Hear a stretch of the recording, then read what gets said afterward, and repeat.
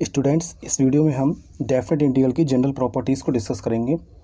Definite integral के questions को solve करने के लिए हमें इन प्रॉपर्टीज़ को समझना बहुत ज़रूरी है।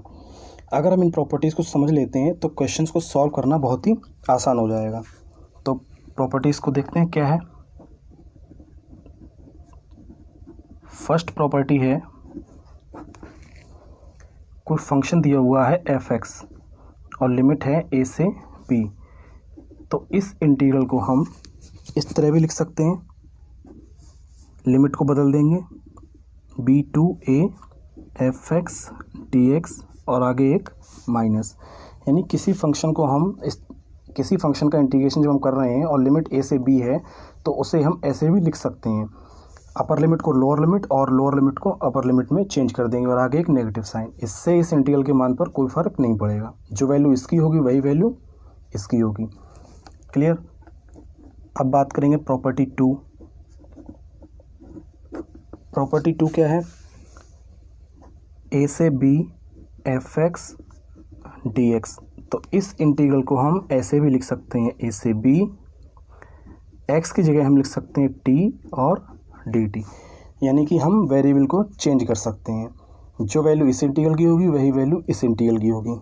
इसे एग्जांपल से समझते हैं। मान लीजिए लिमिट दी हुई है 2 से 3, फंक्शन दिया हुआ है sin x dx। तो इसे हम ऐसे भी लिख सकते हैं 2 से 3 sin t dt। दोनों इंटीग्रल की वैल्यू इक्वल होगी।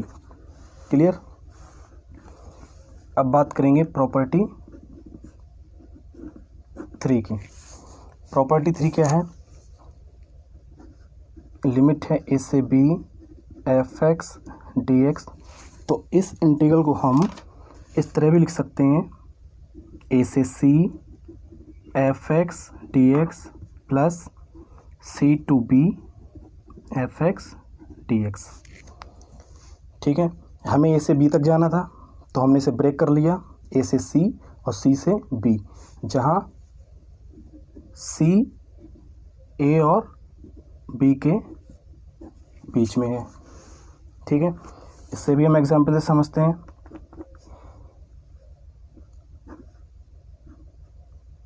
मान लीजिए हमें लिमिट दी हुई है 1 से 5 और फंक्शन है कोई, तो इसे हम ऐसे भी लिख सकते हैं, 1 से 2 प्लस 2 से 5। हमें 1 से 5 तक जाना था तो हमने इसे 2 टुकड़ों में तोड़ लिया, 1 से 2 और 2 से 5। तो इससे इस इंटीग्रल की वैल्यू पर कोई फ़र्क नहीं पड़ेगा। ठीक है, अब हम बात करते हैं प्रॉपर्टी 4। प्रॉपर्टी 4 ये सबसे इम्पोर्टेंट प्रॉपर्टी है, इसका हम बहुत यूज़ करेंगे। ये प्रॉपर्टी क्या कहती है, लिमिट दी हुई है 0 to a f(x) dx। तो इसे हम इस तरह से भी लिख सकते हैं, 0 to a f a minus x dx, यानी कि अपर लिमिट में से हम इस वेरिएबल को हटा देते हैं जिसके रिस्पेक्ट में इंटीग्रेशन कर रहे हैं। 0 to a f, upper limit में से इस वेरिएबल को हटा देंगे। ठीक है, इसका भी एग्जांपल देख लेते हैं। माना 0 to π/2 लिमिट दी हुई है और sin x dx। तो इसे हम ऐसे लिख सकते हैं, 0 to π/2 साइन, अपर लिमिट में से हम इस वेरिएबल को घटा देंगे। इन दोनों इंटीग्रल की जो वैल्यू होगी वो बराबर होगी। इसे सॉल्व करेंगे तब भी वही वैल्यू मिलेगी और इसे सॉल्व करेंगे तब भी वही वैल्यू मिलेगी। नेक्स्ट प्रॉपर्टी देखते हैं, प्रॉपर्टी 5 देखते हैं। प्रॉपर्टी 5 क्या है, इंटीग्रल दिया हुआ है -a से a f(x) dx। अगर इस टाइप का इंटीग्रेशन दिया हुआ है तो इस पूरे इंटीग्रल की जो वैल्यू होगी वो 0 के बराबर होगी। लेकिन कब होगी 0 के बराबर, जब f(x) क्या होगा, कोई विषम फलन होगा। f(x) कोई विषम फलन है, विषम मतलब कोई ऑड फंक्शन है। क्लियर। और इसी इंटीग्रल की जो वैल्यू होगी वो इस इंटीग्रल के बराबर होगी 2 to a fx dx। लेकिन कब होगी? जब fx क्या होगा? समफलन होगा। समफलन यानी इवन फंक्शन, ठीक है। यानी कि अगर कोई हमें ऑड फंक्शन दिया हुआ है, जैसे x है, x³ है, x की पावर 5 है, तो उसे जब हम सॉल्व करेंगे तो हम डायरेक्ट हमको वैल्यू क्या मिलेगी? 0। और अगर कोई इवन फंक्शन है तो उसे हम इस इंटीग्रल के फॉर्म में लिख लेंगे। एग्जाम्पल देखते हैं इसका। मान लीजिए लिमिट दी हुई है -1 to 1, ठीक है, और फंक्शन दिया है x की पावर 3 dx। तो यहाँ पर x³ कैसा फंक्शन है? ऑड फंक्शन है, विषम फलन है। तो इस इंटीग्रल को हमें सॉल्व करने की ज़रूरत नहीं है। इस प्रॉपर्टी के अकॉर्डिंग इसकी वैल्यू डायरेक्ट 0 हो जाएगी, क्योंकि x³ जो है वो कैसा फंक्शन है? विषम फलन है, ऑड फंक्शन, ठीक है। दूसरा देखते हैं, लिमिट -1 to 1 और दिया है फंक्शन x²। तो x² कैसा फंक्शन है? इवन फंक्शन है।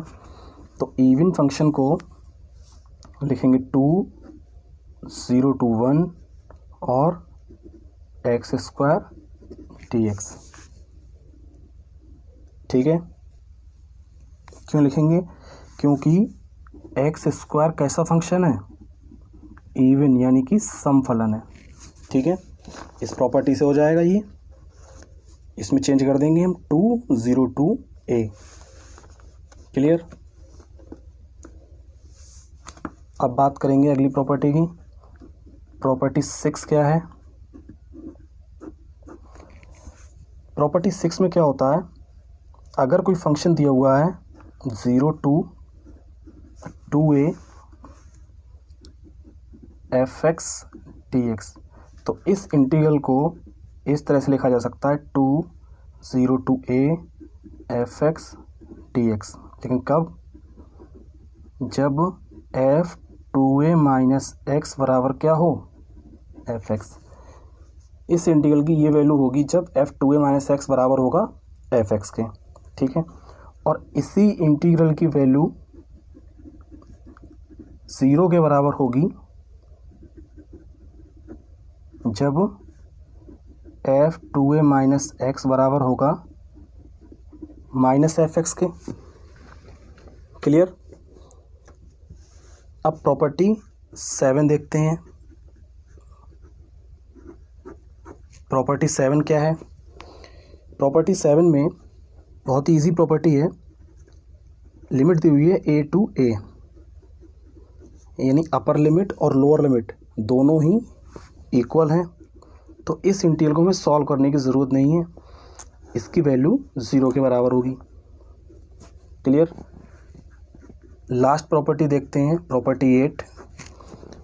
ये क्या है? अगर लिमिट दी है a से b fx dx, तो इसे हम ऐसे लिख सकते हैं a to b f a plus b minus x dx, ठीक है। Lower limit plus upper limit minus x, ऐसे भी लिख सकते हैं। ये प्रॉपर्टी 4 के जैसी ही है।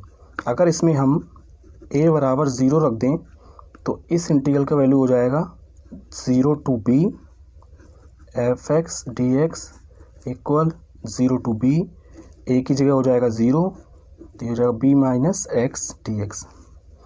तो ये प्रॉपर्टी 4 ही बन जाएगा, ठीक है। तो ये कुल मिला के 8 प्रॉपर्टीज़ हैं। अगर हम इन प्रॉपर्टीज़ को समझ लेते हैं तो डेफिनेट इंटीग्रल के जो क्वेश्चन है उनको हम बहुत ही ईजिली सॉल्व कर पाएंगे। क्लियर? इस वीडियो में हम प्रॉपर्टीज़ को समझते हैं और नेक्स्ट वीडियो में हम कुछ मोस्ट इंपॉर्टेंट क्वेश्चंस को भी डिस्कस करेंगे।